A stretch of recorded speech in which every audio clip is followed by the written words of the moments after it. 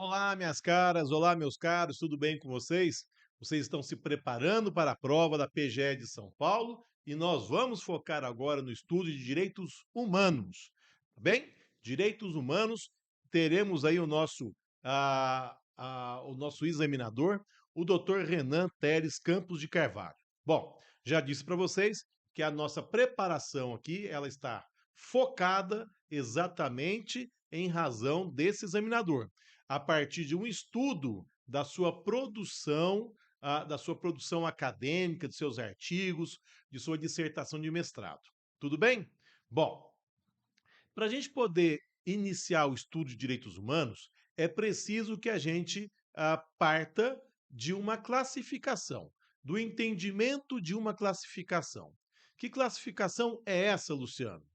Devemos analisar aqui a existência de um sistema global em contrapartida do sistema regional ou sistema homogêneo e em contrapartida o sistema heterogêneo de defesa de direitos humanos. Nesse sentido, quando a gente pensa no sistema global, vejam que nós não teremos uma restrição de aplicabilidade a determinada região, o que vai acontecer no sistema regional. Então, nesse sentido, quando nós estivermos diante do Pacto São José da Costa Rica, por exemplo, então nós teremos aqui um documento internacional que faz parte do sistema regional, certo? Do sistema regional. Diferentemente, quando estivermos diante da Declaração Universal dos Direitos Humanos de 1948, nós já estaremos aqui diante de um documento internacional inserido no sistema global. Perfeito? Bom, e tem também, quanto ao alcance, o sistema homogêneo e o sistema heterogêneo. Luciano, me explica isso. Sistema homogêneo. No sistema homogêneo, nós temos aqui que não vai ocorrer um foco em um grupo específico. Nós teremos aqui uma universalidade, de modo que estarão abrangidos os direitos de todos os seres humanos. Então, a Declaração Universal de 1948 está aqui no sistema homogêneo, de alcance geral, não de alcance a um grupo específico de pessoas. A Convenção sobre os Direitos da Criança da ONU, de 1989, por exemplo, ela, diferentemente, faz parte do sistema heterogêneo. Por quê? Aqui já temos um foco em um grupo específico de pessoas que, por determinadas razões históricas, entre outras, faz jus aqui ao reconhecimento dessa particularidade. Faz jus aqui ou é necessário que tenhamos um documento internacional focado nesse grupo. Perfeito? Tudo bem? Então, sistema global, regional, sistema homogêneo, sistema heterogêneo. Bom, pensando nisso, nós vamos aqui então partir para o estudo do sistema global, que tem como documento internacional principal a Declaração Universal dos Direitos Humanos de 1948, inaugurando aqui esse sistema internacional de direitos humanos. Pois bem, meus caros, o que nós tivemos antes de 1948? Tivemos a Segunda Guerra Mundial, com todos os seus horrores, com uma raça ou com um governo, com um Estado querendo colocar-se à frente de outros, um Estado querendo sobrepor-se a outros, com raças querendo sobrepor-se a outras, e assim por diante. Todo esse contexto fez com que tivéssemos aqui, após o término da Segunda Guerra, reuniões e no âmbito aí das Nações Unidas houve a aprovação dessa Declaração Universal dos Direitos Humanos, que tem como característica principal a universalização. Vejam, meus caros, a universalização dos direitos humanos. O que que significa essa universalização dos direitos humanos? Nós temos aqui que serão tutelados todas as pessoas, todas as pessoas, que essa tutela ela advém da condição de pessoa humana e não porque ela tem essa ou aquela nacionalidade e não porque pertence a este ou aquele grupo de pessoas. A ideia aqui é de universalização, que decorre unicamente dessa condição de pessoa humana. Então, veio essa declaração Universal dos Direitos Humanos de 1948 e afirmou a dignidade da pessoa humana e buscou a construção de um cenário de relações amistosas entre os países. Muito bem, então importante aí nós termos essa declaração com essas características.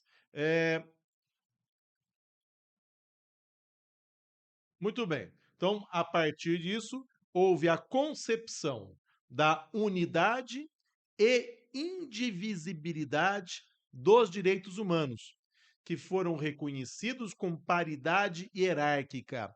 Nenhuma pessoa é superior à outra, nenhuma raça é superior à outra, e assim por diante. Judeus devem ser respeitados,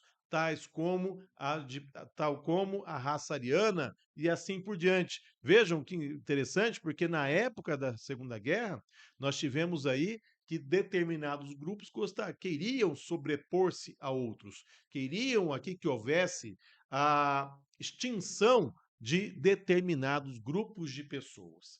Perfeitamente. Nesse contexto, tivemos essa declaração universal.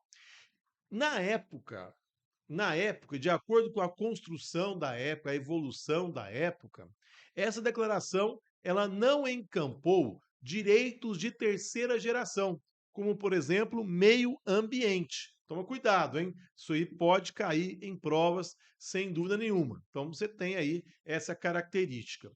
E aí, meus caros, essa declaração foi aprovada e ela foi aprovada, e aí eu vou perguntar a vocês: ela foi aprovada sob a forma de um tratado ou sob forma de uma resolução? O que nós devemos aí responder sobre isso?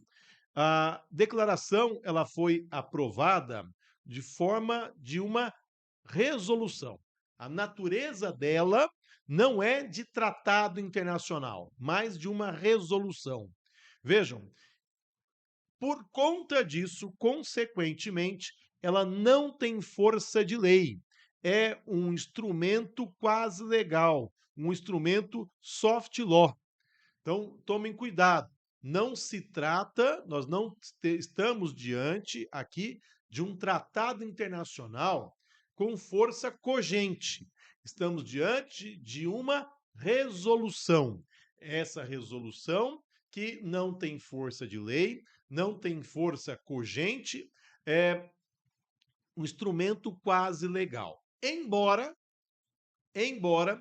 esse documento, essa resolução, consagre valores básicos universais. E por conta disso, a doutrina aí que defende que nós estamos diante de um documento com valor jurídico, sendo materialmente obrigatória. Vejam, não seria formalmente obrigatória, mas é materialmente obrigatória. Perfeito? Muito bem? Ótimo. Então, estamos diante de um documento internacional, a natureza jurídica de resolução, soft law, instrumento quase legal. Alguns defendem que se trata de um documento materialmente obrigatório. Bom, há aqueles, meus caros, que vão defender a sua obrigatoriedade por se tratar aqui de um documento que faz parte do direito das gentes. E a partir disso, defendem essa sua obrigatoriedade. Tomem muito cuidado com a pergunta que vier. Eu apostaria que se viesse uma questão sobre isso, a, a resposta que ia ser exigida seria de que se trata de um documento sem força de lei, tá? Soft law. Só que tomem muito cuidado ao ler as alternativas, porque é possível, como já aconteceu em uma prova da Procuradoria da República, em que houve aí essa menção ao fato de pertencer ao direito das gentes aí, ao jus cogens, e a partir daí teríamos essa sua obrigatoriedade, tá bom? Toma cuidado, lê as alternativas para não ficar qualquer dúvida a respeito disso. Muito bem.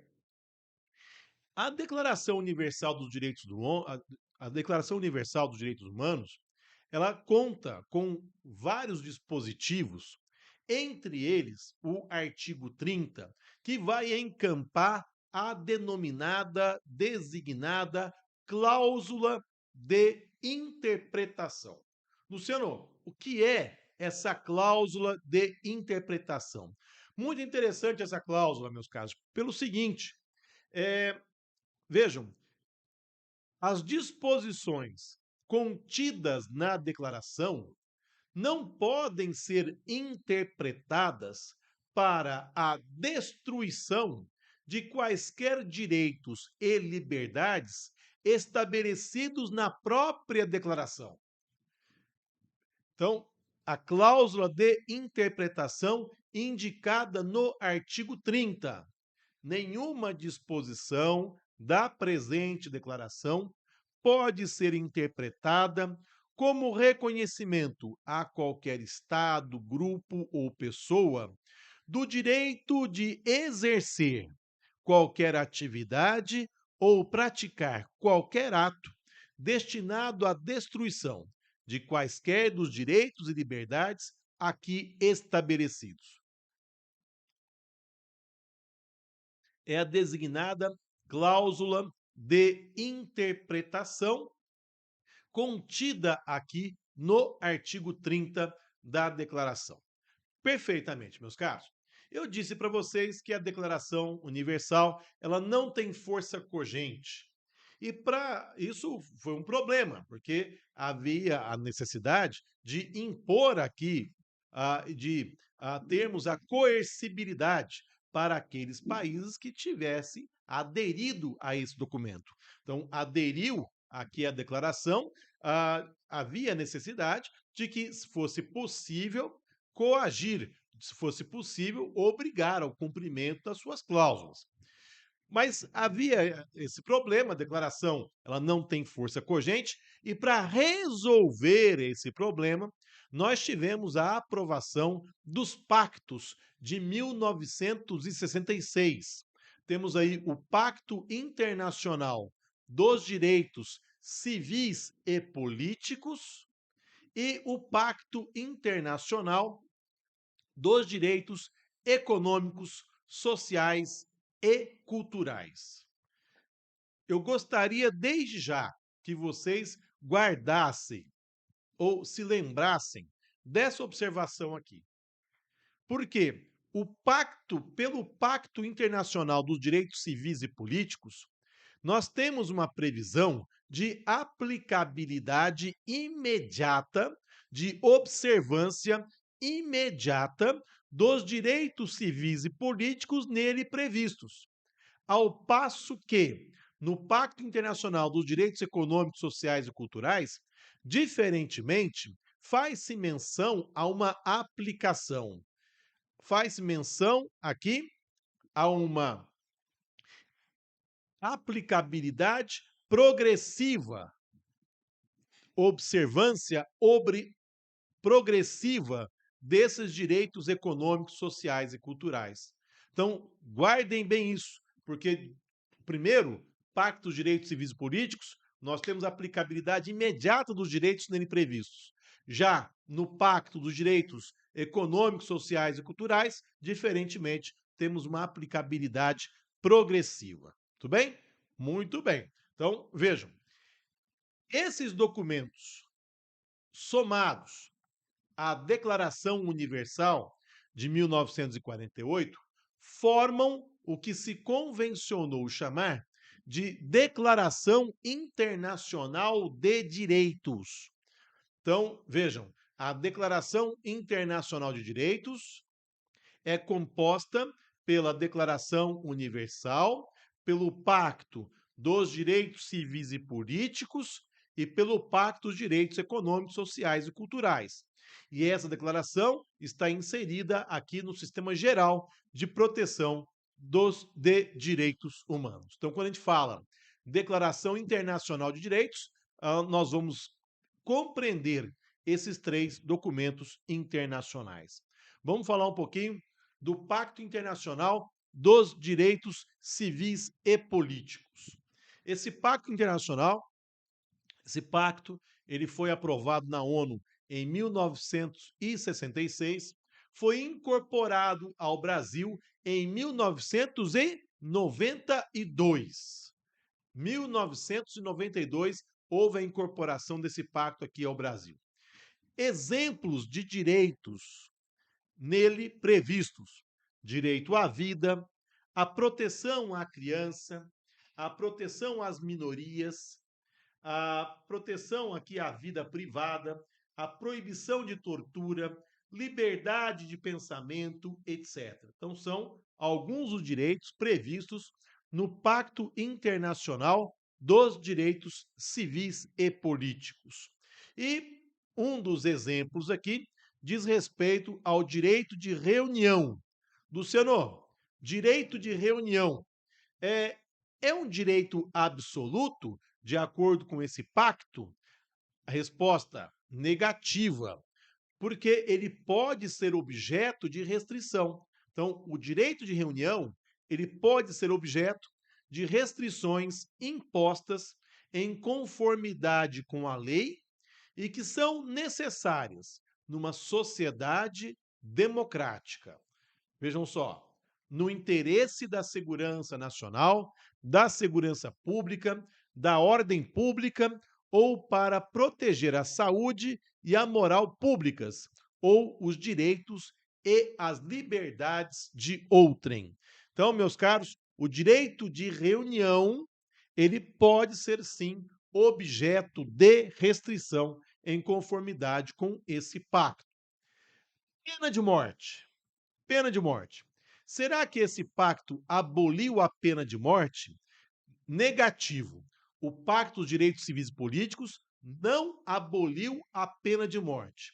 O que previu, nós tivemos uma previsão no seu artigo 6º, item 2, que fala o seguinte: nos países em que a pena de morte não tenha sido abolida, esta poderá ser imposta unicamente nos casos de crimes mais graves, em conformidade com legislação vigente na época em que o crime foi cometido e que não esteja em conflito com as disposições do presente pacto, nem com a Convenção sobre a Prevenção e a Punição do Crime de Genocídio.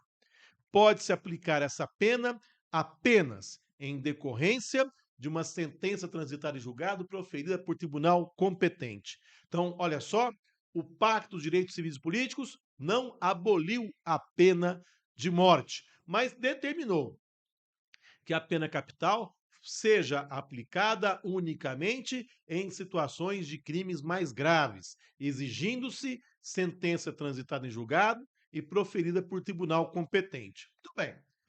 Acontece, meus caros, que depois, posteriormente aqui à declaração, melhor dizendo, posteriormente ao pacto, nós tivemos o segundo protocolo facultativo. Então, tivemos o segundo protocolo facultativo ao Pacto dos Direitos Civis e Políticos. E por meio desse protocolo, desse segundo protocolo facultativo, houve a seguinte previsão: nenhum indivíduo será executado reservada a pena de morte ao tempo de guerra por infração penal de natureza militar de gravidade extrema.